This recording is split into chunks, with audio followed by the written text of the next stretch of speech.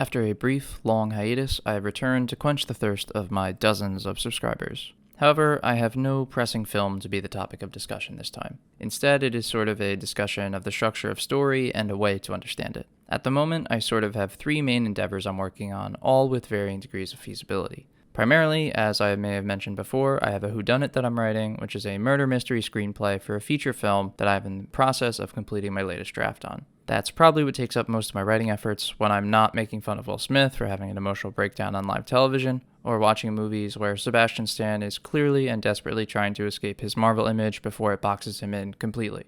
Another project I work on is more of a drama, centered around vigilantism and police brutality, which I envision as a pilot to some form of limited series. The final project is just a brief short film that I want to make to get some more practice with the camera in.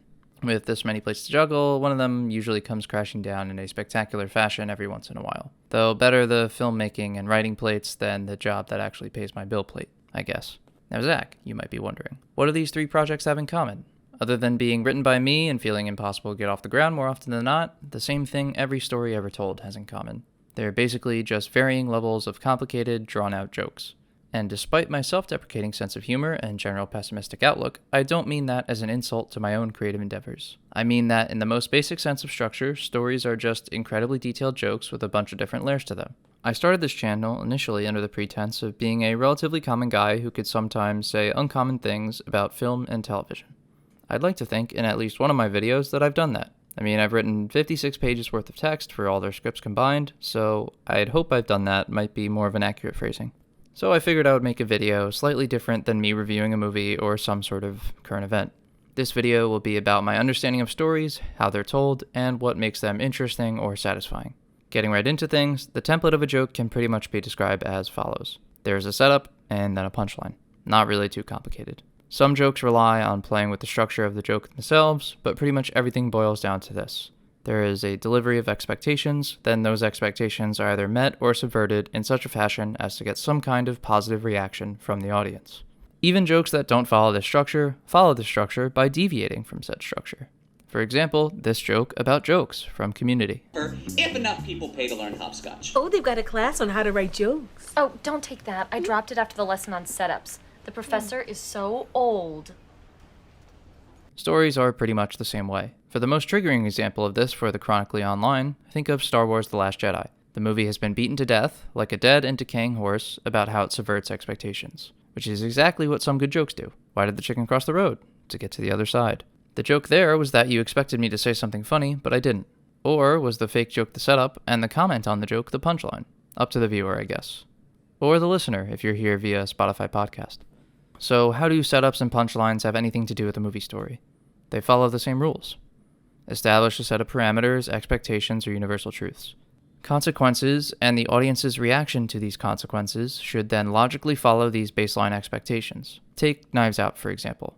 We know we're watching a murder mystery. We know the detective always reveals who did it in these kinds of stories. These are our expectations, which are set up within the first 15 minutes of the film. But, like a good joke, the movie plays with these expectations to elicit a positive reaction from the audience. What if there was a detective story where you were hoping the case didn't get solved? What if the protagonist of the story is only able to succeed if the rules of the genre itself fail? Much like a joke with an absurd punchline, Knives Out plays with the knowledge the audience has of the world to give it something unexpected and exciting.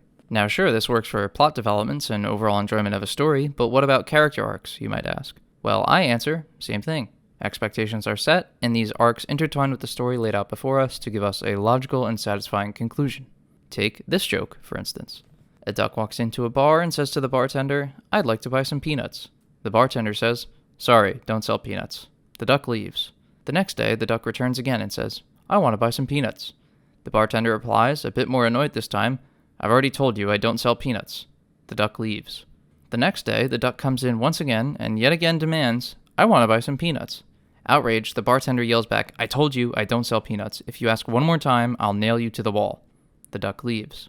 The next day, the duck walks into the bar, and before the bartender can even say a word, the duck says, "Do you have any nails?" The bartender looks taken aback and says quietly, "Sorry, don't have any nails." The duck asks, "Well then, do you have any peanuts?" This joke functions primarily through a very small callback. Asking about nails isn't funny if you don't know two things. That the duck keeps asking for peanuts, so you initially expect that to be his question, and that the bartender promised to nail him to the wall. Character development and arcs work through the same methods. Most films have their protagonists or main characters go through some sort of change throughout the story. Given information in the beginning of the story, we establish expectations for how these characters behave.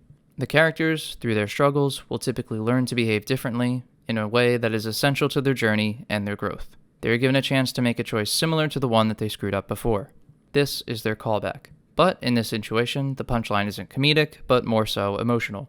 I mean, it can also be comedic as well. Fuck off, Hitler. But you get what I mean. The character, having experienced something essential to their development and change, makes a subversive choice, one that is oftentimes for their betterment as a person. A very simple example of this would be in Star Wars: A New Hope. All the time we spend with Han Solo, he presents himself as a selfish, independent man who is only in it for the money or whatever benefits may befall him personally. In spite of every other character's attempts to get him to change, he abandons the Rebel Alliance as they prepare to attack the Death Star. However, at the last moment, when Luke's X-Wing is in danger of being shot down by Darth Vader, Han comes in to save the day. He has developed into a more selfless person, subverting what we had expected of him from our previous experiences with him in the film. We see that he has changed because instead of fully abandoning the Rebel Alliance like he had done earlier, he chooses to come back and help his new friend. And then his new friend blows up a small civilization with probably millions of people inside it, but they're fascists, so it's pretty cool. Fuck off, Hitler.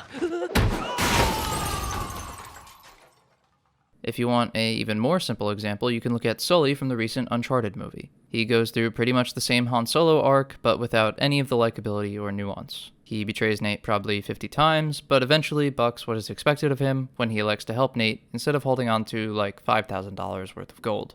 You can, apparently, put value on human life. This is pretty basic storytelling, as well as being a character arc that hasn't really been interesting since 1977, so that's why it feels so boring. It would be like the duck joke, but you knew the punchline by the second word, and a guy with a monotone voice and no charm was telling it to you. Not very engaging, and thus, less impactful. Once you hear, "Aren't you glad I didn't say banana?" for the 500th time, you stop thinking that that's a clever play on words, and start wondering if the person who's telling you this joke has bothered to update their material in the last several decades. Same thing with stories and character arcs. Same thing with superhero movies, and the bad guy always inexplicably having the exact same powers as the hero. We get it, he's a dark mirror, can I please get something else for one origin movie? Finally, the last element of jokes that carry over pretty easily into telling stories is the idea of suffering. Not in a melodramatic way, or at least not always, I mean. Once again, returning to this duck joke that I am beating over your head, I forgot to mention one other element of comedy.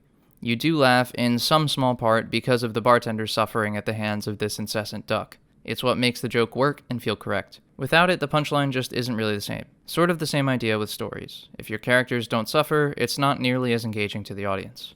In Knives Out, a girl who literally becomes sick if she lies is forced to cover up a crime she committed from the greatest detective alive. She's hating her entire existence for the entire partnership. In The Batman, a man who wants to change Gotham and lift it out of crime-ridden poverty is forced to reckon with his crusade being completely ineffective, his mission being built on lies, and someone else being inspired by him, which ends up making the city even more deadly and corrupt. Bruce considers ending his entire mission because of all of this. In Uncharted, nothing bad really happens to Sully, so it's kind of hard to care about him.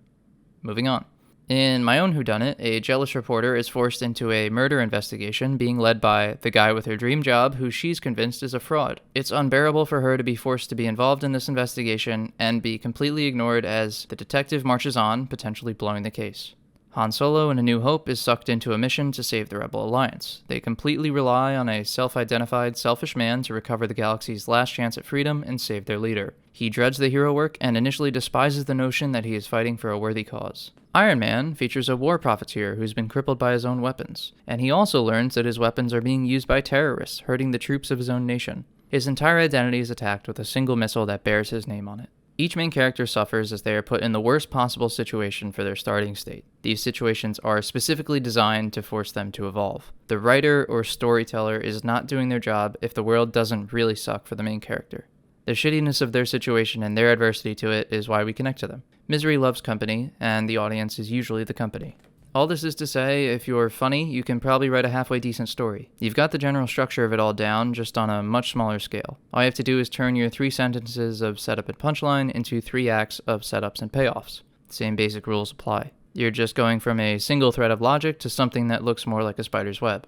A bunch of different logical follow-throughs, all connecting to one another at an epicenter, intertwined with one another through various setups, payoffs, callbacks, and developments that build on what was established before them.